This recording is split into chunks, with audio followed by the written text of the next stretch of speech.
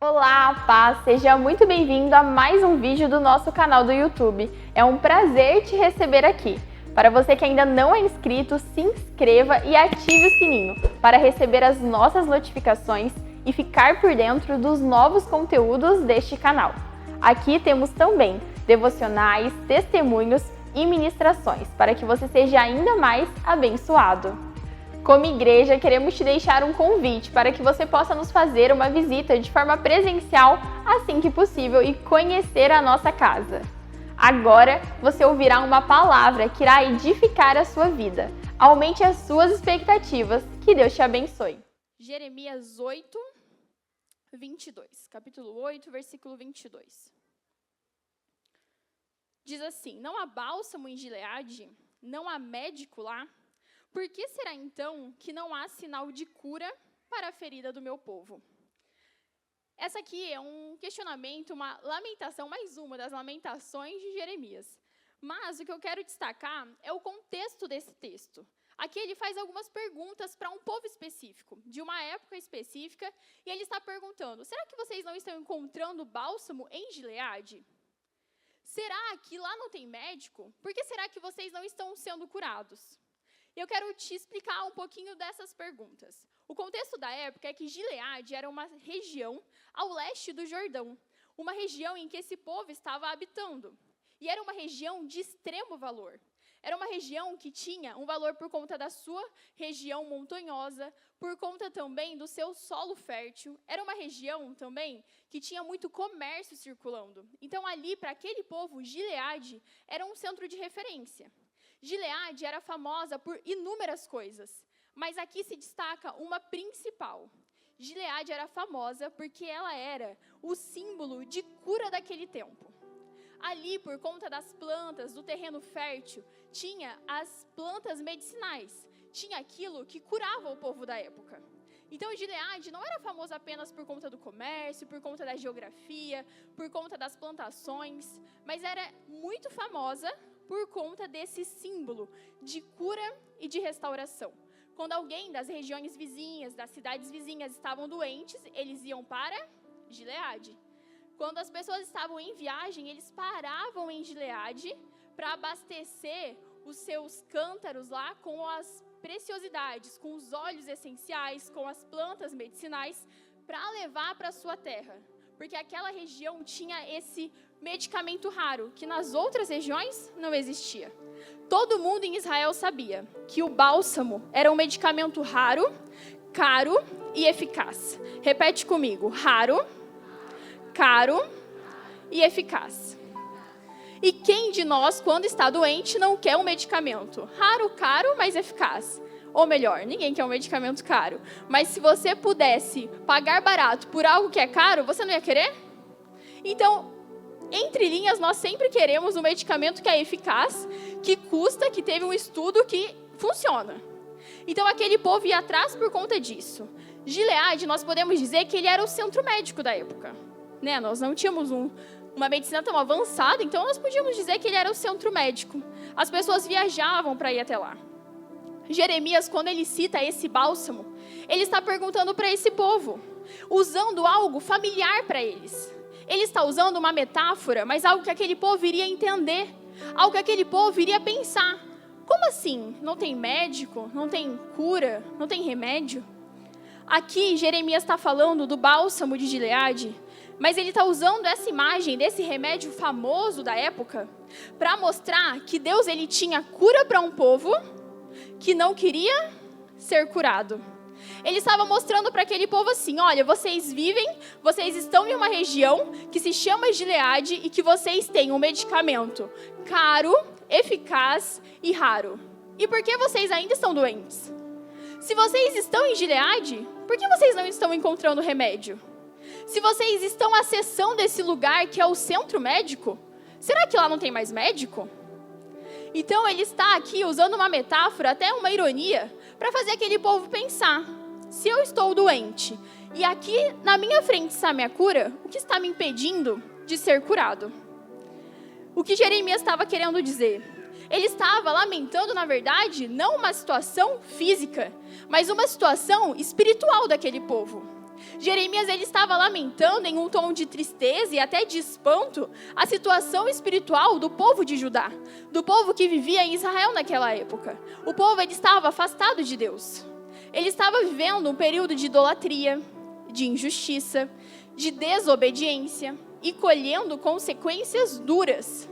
Nos versículos anteriores, nós vamos ver Deus sendo duro com aquele povo, falando que eles realmente precisavam ser curados. Então Jeremias começa a falar: vocês estão recebendo os questionamentos de Deus, as ordens de Deus, e o que está impedindo vocês? É como se ele estivesse dizendo: por que vocês permanecem doentes se a cura está disponível? Por que vocês permanecem desobedecendo a Deus, sendo que há Deus aqui para vocês? Por que vocês continuam sem fé, sendo que Deus está falando com o povo? Por que vocês continuam desanimados, distantes, idolatrando outros deuses, sendo que há um Deus em Gileade? Aqui nós entendemos que não era falta de Deus, que não era falta da palavra, não era falta de arrependimento. Sabe o que era nesse povo? Falta de querer ser curado. E Jeremias queria mostrar isso. O lamento dele era mais ou menos assim: se há cura, por que Israel está doente? Se Deus está oferecendo restauração, por que vocês não estão aceitando? E sabe, hoje Gileade, ele tem uma nova analogia. Hoje a analogia de Gileade para os nossos tempos é Jesus. Aquele que veio, morreu numa cruz e levou sobre ele todas as nossas angústias, todas as nossas ansiedades, todas as nossas doenças. Aqui nós vamos ver a representação do Velho Testamento de uma região chamada Gileade que tinha esse medicamento, que era o centro médico de referência. Mas hoje nós temos Jesus como nosso centro médico. Hoje nós temos Jesus como nosso centro de referência. Nós temos Jesus como aquele que tem os medicamentos mais caros, mais raros e mais eficazes. Nós temos que pensar então o que nós podemos aprender com esse texto, com esse questionamento de Jeremias. Se fosse se levantar um profeta aqui hoje, será que ele poderia perguntar a mesma coisa que Jeremias agora nos pergunta? Será que ele poderia falar: se há um Deus, por que vocês não estão sendo curados? Se há um Deus, por que tem faltado fé? Se há um Deus, por que vocês não têm acessado? Se há um Deus, por que vocês estão desanimados? Se há um Deus, por que vocês estão ansiosos? Agora pensa tudo isso sabendo que para nós há um Deus que se fez carne, habitou entre nós, morreu numa cruz e já levou tudo isso. Nós podemos aprender com esses textos que não se trata apenas de uma cura física, mas de uma dor. E eu quero te perguntar hoje, qual é a sua dor? Todos nós carregamos alguma dor, entramos aqui com uma dor e não precisa ser física. Pode ser emocional, pode ser um divórcio que está à porta do seu casamento. Pode ser uma frustração, uma decepção na família, entre os amigos, no trabalho. Pode ser uma dificuldade financeira e até mesmo algo espiritual, uma falta de fé, uma apatia. Qual é a sua dor hoje? Nós vamos ver que a primeira verdade que precisamos entender é: reconheça a sua dor. Nesse texto nós vemos que Jeremias queria que aquele povo reconhecesse a dor deles. Por isso que eu começo te perguntando qual é a sua dor, mas eu quero saber qual é o seu verdadeiro problema. Porque você pode pensar que o problema é não haver cura, mas na verdade, ser o problema é algo muito mais profundo em você. Talvez você ache que o problema é algo aqui que é um sintoma, mas na verdade é algo muito mais profundo. Será que o seu problema que você está pensando agora não é apenas um sintoma de algo muito mais profundo que está acontecendo há anos, há décadas? Nós temos que encarar com verdade, com sinceridade, qual é a minha verdadeira dor. É como se você estivesse pensando: a minha dor hoje é que eu tenho febre. Mas não, a febre é um sintoma de algo muito mais sério que vai ainda aparecer, mas que internamente já está acontecendo. Então talvez o que você está pensando, vivendo os seus dias e até orando, é na verdade um sintoma. E você precisa ser sincero com você e perceber o que está muito mais profundo. O que já está acontecendo e que daqui a pouco vai vir à tona, se eu não parar e corrigir a rota. Talvez você diz que sofre, por exemplo, por dinheiro, por conta da sua casa, de uma faculdade, de um casamento, uma doença. Mas, na verdade, pode ser falta de fé, egoísmo, ansiedade, impaciência, um pecado. Por exemplo, será que o seu casamento realmente está em crise? Ou você apenas descobriu que o seu esposo não é o príncipe encantado que você planejou na sua mente? Talvez você acabou de se casar e fala, a minha dor hoje é meu marido, eu acabei de casar e parece que está tudo errado. Será que é o seu marido mesmo? Ou são as suas expectativas exacerbadas que você colocou sobre ele? Será que é falta de provisão financeira? Sabe, isso é uma coisa que nós temos que pensar. Será que é falta realmente de provisão financeira? Ou nós que estamos gastando em excesso a provisão que Deus está nos dando? Ou nós que não sabemos administrar o maná de cada dia? Eu quero que você pare para pensar algumas coisas que nós, como cristãos, não podemos deixar passar batido. Nós temos que ser questionadores do que acontece no mundo. Por exemplo, essa data nos Estados Unidos é comemorado o Thanksgiving, que é o dia de ação de graças pela colheita. Eles trabalhavam o ano todo, separaram uma data para celebrar a colheita. Os nossos pastores estão lá na América para serem consagrados, e eles estavam lá comemorando o Thanksgiving com as famílias que congregaram aqui, que agora moram lá, com amigos deles naquela terra. E estava tudo fechado, porque é feriado. Só que na mesma data, o que o comércio colocou? A famosa Black Friday.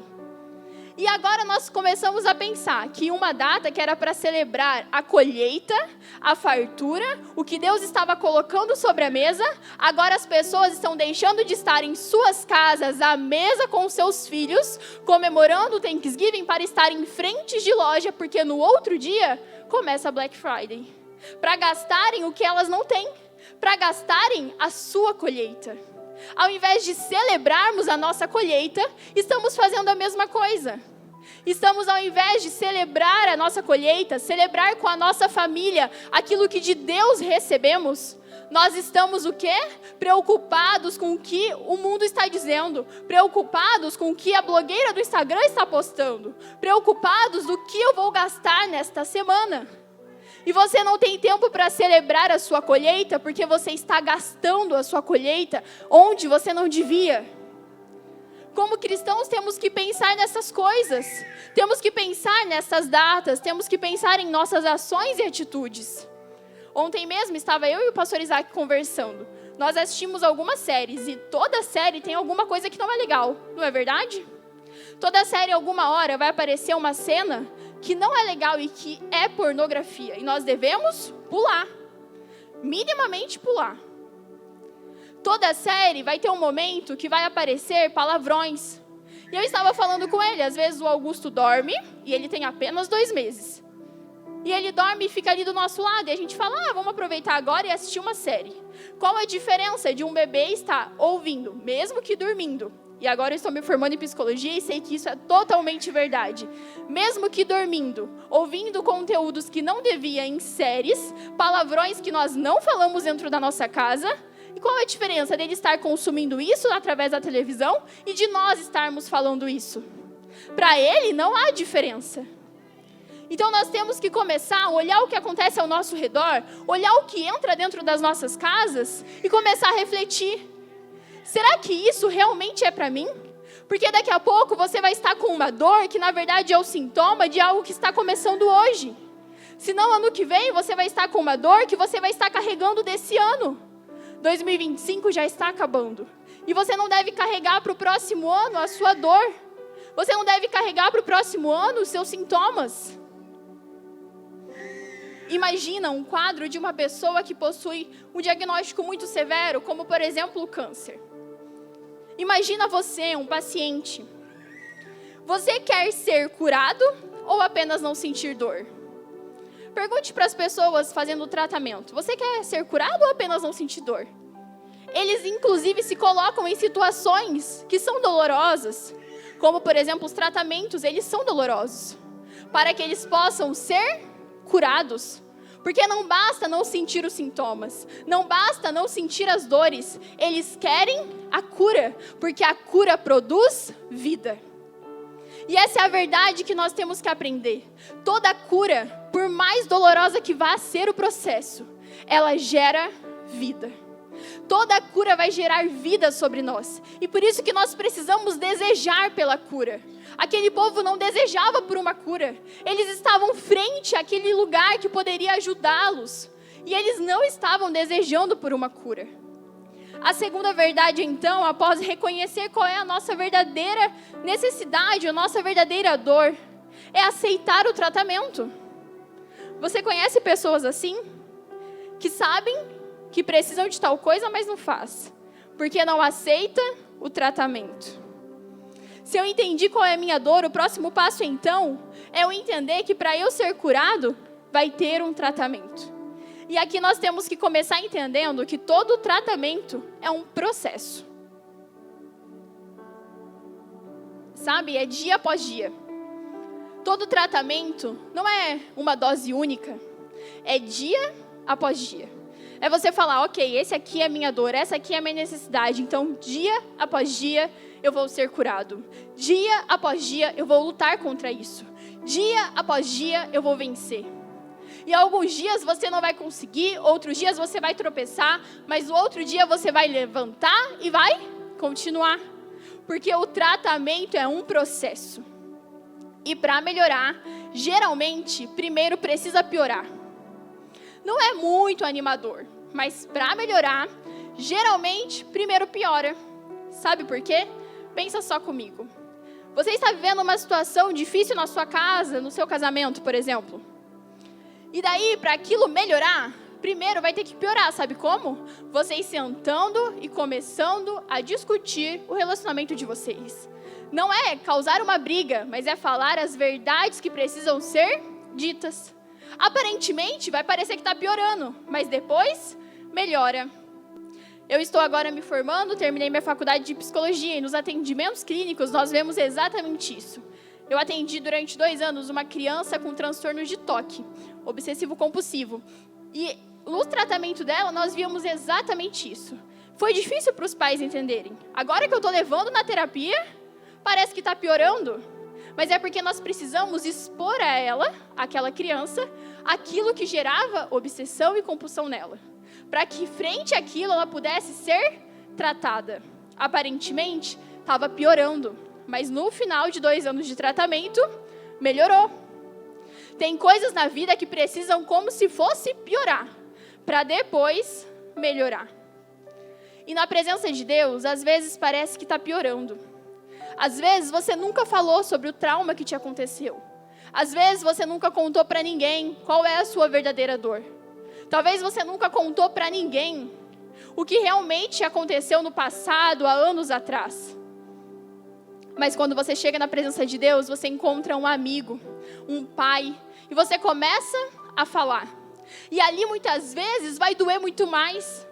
Ali muitas vezes vai parecer que está piorando, mas na verdade está curando. Sabe por quê? Deus toca aonde dói.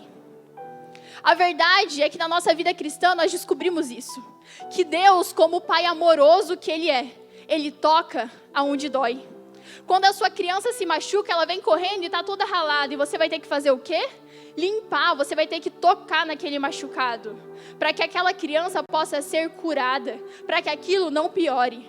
Na presença de Deus, quando temos uma necessidade, Deus vai lá e toca na nossa necessidade. Ele vai lá e toca na nossa ferida. Mas sabe por quê? Porque Deus ele não tem medo das nossas feridas. Deus ele não se assusta com as nossas feridas. Deus ele não nos julga por nossas feridas. Ele quer apenas nos curar. Então ele vai e toca. Qual é o lugar da sua vida que está machucado e que hoje você precisa que Deus toque? Se deixe ser curado, aceite o tratamento de Deus. E durante o período da maternidade, da gravidez e agora, eu descobri que muitas vezes a ajuda vem de onde você não espera. E na sua vida você vai descobrir isso. Se você ainda não prestou atenção, muitas vezes a ajuda vai vir de onde você não espera. Na sua vida, talvez, você vai dizer algumas coisas em que depois você vai parar para pensar e vai dizer, na verdade eu estava errado. A ajuda veio exatamente da onde eu não esperava. Talvez aquele familiar que sempre entra em uma com você vai ser aquele que na hora do vamos ver vai te ajudar. Talvez aquela pessoa que você fala, esse aqui é um improvável na minha história, não vai conseguir me ajudar. É exatamente a pessoa que Deus vai usar para te abençoar. E nós precisamos estar atentos, porque às vezes o tratamento de Deus vem através de uma pessoa, às vezes vem através de uma bênção, às vezes vem através de uma amizade. E você vai descobrir isso, que muitas vezes vem de onde você não espera. Mas há uma verdade ainda mais profunda, que o tratamento de Deus pode vir de onde você não quer. Sabe aquela pessoa que você fala, eu vou para a praia, mas se for aquela ali me abençoando, eu não vou. Sabia que você vai e vai pagar a sua língua ainda. Vai, porque é Deus te tratando. Isso aqui não faço para aquela pessoa. Mas vai até postar foto e a gente vai ver fazendo, porque é Deus te tratando. Sabe aquele versículo que diz que Deus prepara uma mesa na presença dos nossos inimigos? Ele prepara a mesa e quem monta a mesa é você. Você vai ter que montar a mesa. E daí lá na mesa Deus cura. Mas quem vai ter que organizar a mesa, preparar as louças, fazer a comida é você. Ou o seu inimigo, que vai dar na mesma. Ele também tinha algo contra você. Nós temos que entender isso, que o tratamento muitas vezes vem da onde nós não esperamos, mas várias vezes vem da onde não queremos. E temos que ser humildes para aceitar o tratamento de Deus. Quero te convidar a abrir sua Bíblia agora em Oséias, capítulo 6.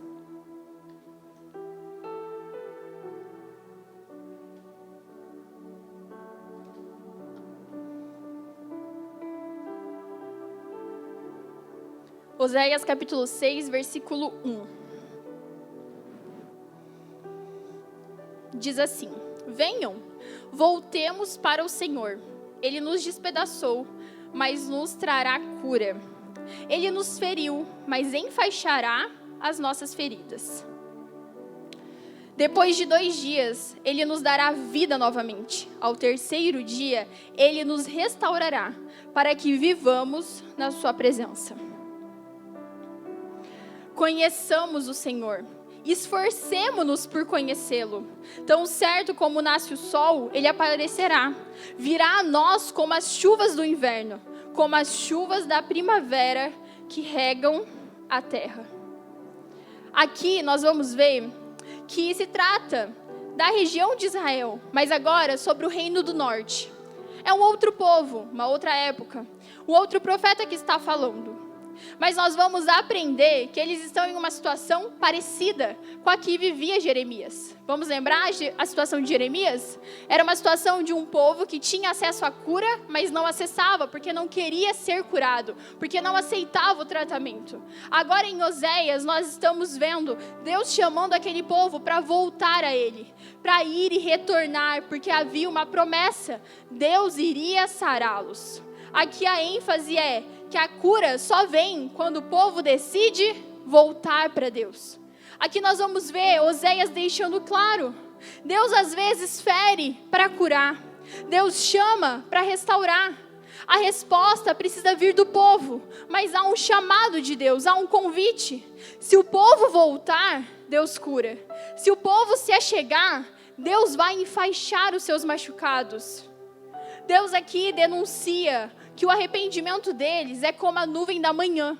Nos versículos seguintes ele vai falar isso. Vocês ainda estão doentes porque vocês não se arrependeram verdadeiramente. Vocês não voltaram o coração de vocês ao Senhor. Há ídolos no coração de vocês. Vocês estão acessando essa cura. Vocês me adoram, mas não é genuinamente.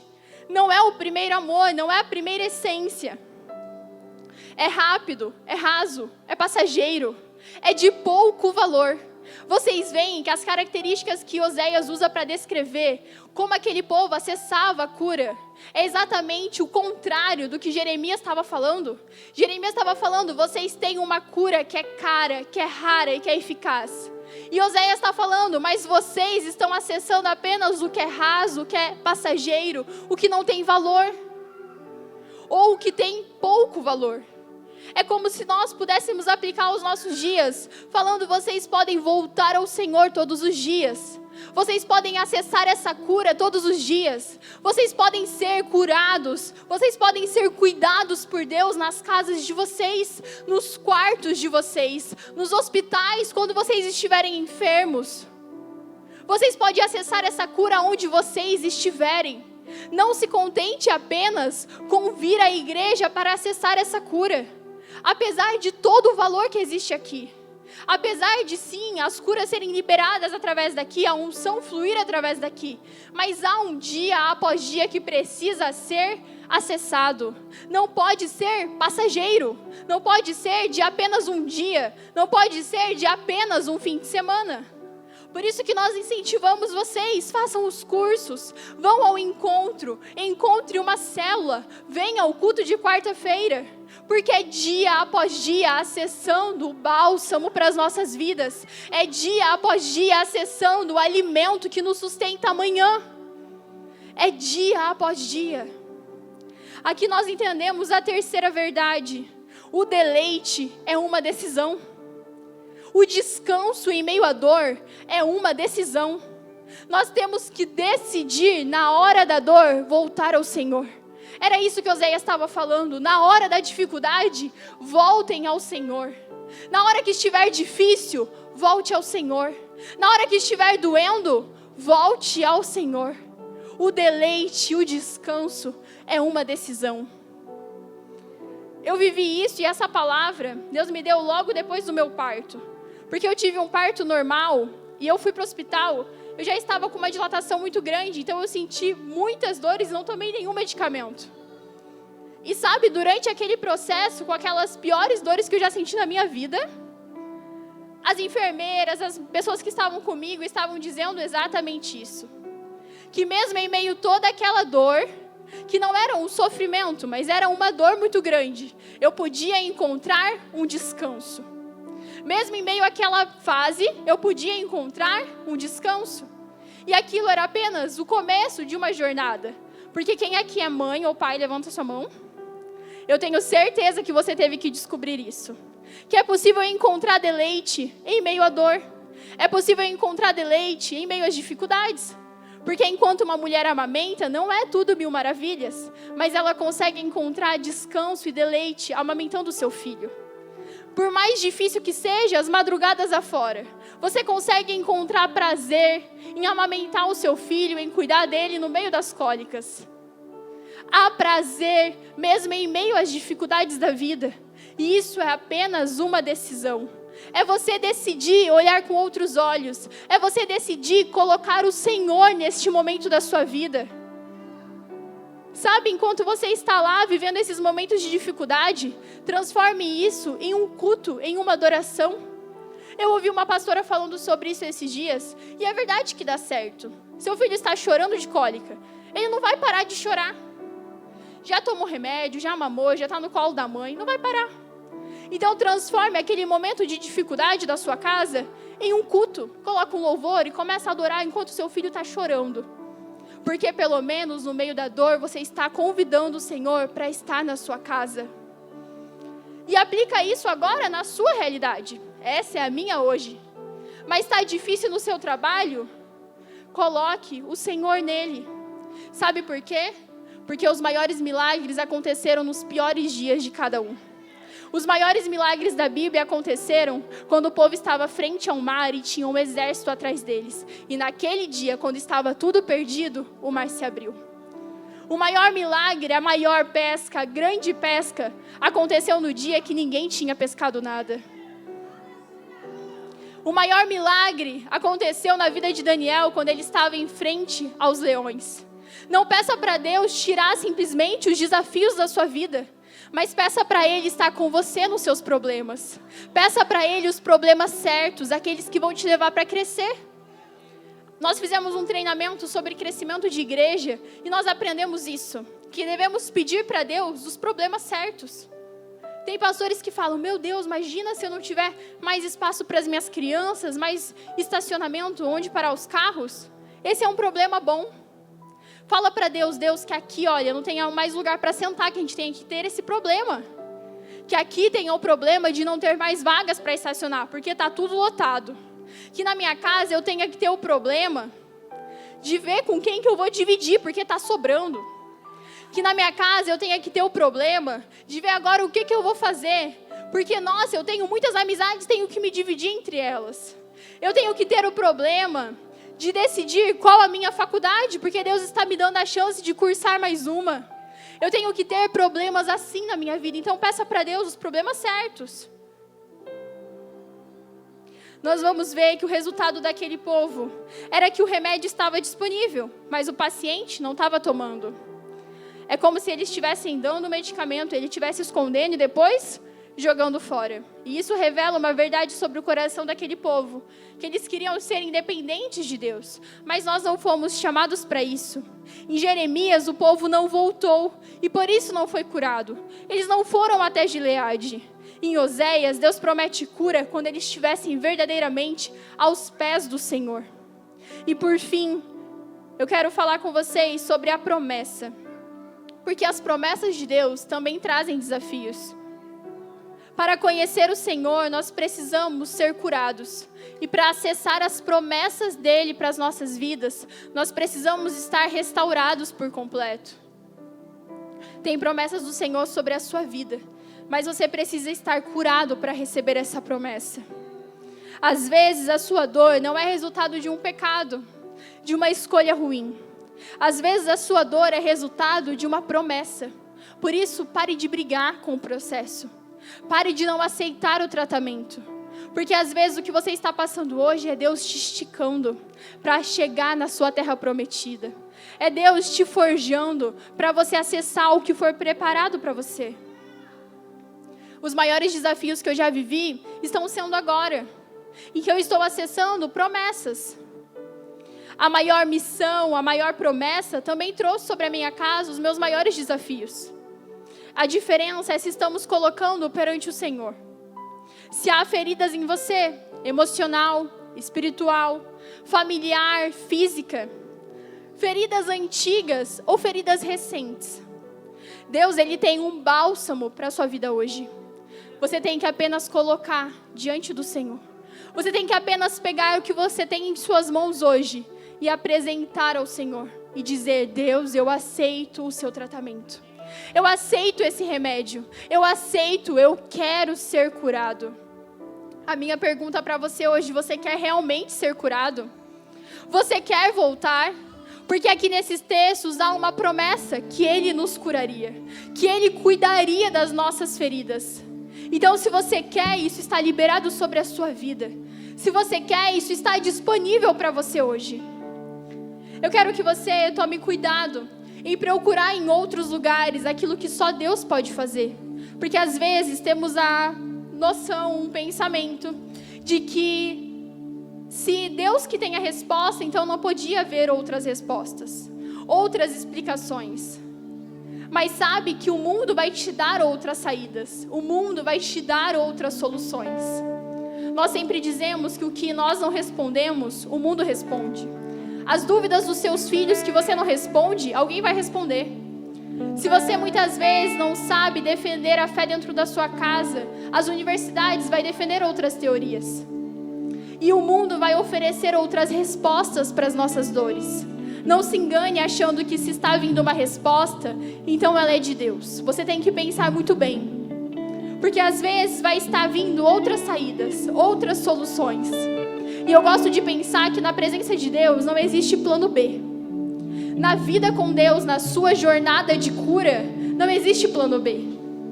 Você pode perceber que na sua casa, por exemplo, você olha aquela escova de dente velha. Você fala, na próxima vez que eu vou no mercado, vou trazer uma nova. Você esquece de trazer uma nova. Daí você olha aquela escova de dente velha e fala, meu Deus, eu preciso trocar essa escova. Sabe o que você faz quando você pensar isso de novo? Pega e joga fora. Até o outro dia de manhã, você vai ter uma escova nova. Ou você vai ter que sair de casa bafudo. Você vai comprar uma escova nova. Nem que for no caminho, nem que for desviando um pouco a rota, você vai comprar. Porque você jogou fora a velha. Tem pessoas que só só compram um carro quando decidem parar de andar de Uber. E não tem problema se você decidiu andar de Uber. Mas tem pessoas que falam, eu preciso acessar isso. E ela tem condições, mas está cômodo. E é sobre isso que eu quero que você pense. Talvez você não está acessando o plano A, porque para você o plano B já está bom. O plano B é cômodo. Quando nós pensamos em um cenário de praia, por exemplo, e quem aqui não vê a hora de ir para a praia? Glória a Deus, nós todos recebemos praia sobre as nossas vidas, amém. Dezembro chegando, todo mundo querendo uma praia. Mas você vê que as pessoas na praia têm vários perfis. Tem aquelas que ficam debaixo do guarda-sol só observando. E não tem... Tá, tudo bem se você é essa pessoa. A pastora Elisete é essa pessoa. Ela fica embaixo do guarda-sol observando. Ela não gosta de entrar no mar. Mas quem gosta de entrar no mar vai falar como que a pessoa vem pra praia e fica só observando. Eu tô aqui pegando onda, levando capote, fazendo... Na minha família, nós às vezes levamos aqueles colchões infláveis pra praia e fazemos o nosso próprio colchão boat. Nós colocamos as crianças, que já não são mais crianças, em cima do colchão e pegamos onda. E nós falamos, meu Deus, quem está lá na areia não deve estar aproveitando nada. Porque nós estamos nos expondo àquilo. Mas tem pessoas que querem só ficar lá embaixo do guarda-sol. E na praia tá tudo bem, pode ficar embaixo do guarda-sol. Mas na vida, tem vezes que você vai ter que falar, eu vou ter que passar esse protetor grudento. E vou ter que encarar essa onda. Porque não dá para eu ficar apenas cômodo olhando a vida passar. Olhando as promessas passar e olhando a cura passar. Você vai ter que aceitar o tratamento de Deus sobre a sua vida. Eu quero que você se coloque em pé agora. Porque Gileade era símbolo de cura. Mas hoje o nosso símbolo de cura é Jesus. E Ele está aqui neste lugar para te curar. O Espírito dele está te convencendo sobre o que você precisa hoje falar com sinceridade ao Senhor. O Espírito dele está te convencendo sobre você voltar ao Senhor. Sobre quais são as suas verdadeiras dores. Aonde você tem buscado soluções. Há um ditado que diz que quem procura acha. E eu quero te convidar a procurar no lugar certo. Para de achar soluções para as suas dores na roda de amigos. Para de achar soluções para o seu casamento no salão de beleza. Para de achar soluções para a sua fé na internet. Para de achar soluções em lugares rasos, passageiros e sem muito valor. Comece a encontrar soluções para suas dores em lugares caros, em lugares eficazes, em lugares que custam, mas que resolvem. Eu quero que você feche os seus olhos agora. E eu quero, como profeta aqui hoje, te falar. Será que não há remédio para você em Jesus? Será que não há médico nesta casa? Será que não há um Deus sobre esta igreja? Será que não há um Jesus sobre a sua família? Será que não há Jesus sobre o seu casamento? Será que não há mesmo remédio sobre as suas dores físicas? Assim bálsamo em Gileade e assim bálsamo em Jesus para você hoje. Feche os seus olhos. Bálsamo em Gileade, a unção em Gileade vem sobre mim para curar, vem sobre a filha.